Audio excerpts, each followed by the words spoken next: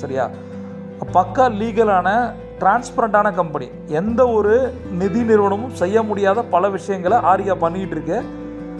நீங்கள் உங்களுடைய பணத்தை சிறுக சிறுக நீங்கள் சேமித்து வச்ச பணத்தை சேஃப் அண்ட் செக்யூராக உங்கள் குழந்தைகளுக்கு ஒரு பாதுகாப்பான எதிர்காலத்தை கொடுக்கணும் அப்படின்னா நான் ரெஃபர் பண்ணுற கம்பெனி ஆரியா நிதி லிமிடெட். கீழே நம்பர் இருக்குது, அதில் இருக்க வட்டி விதங்களை பாருங்கள்.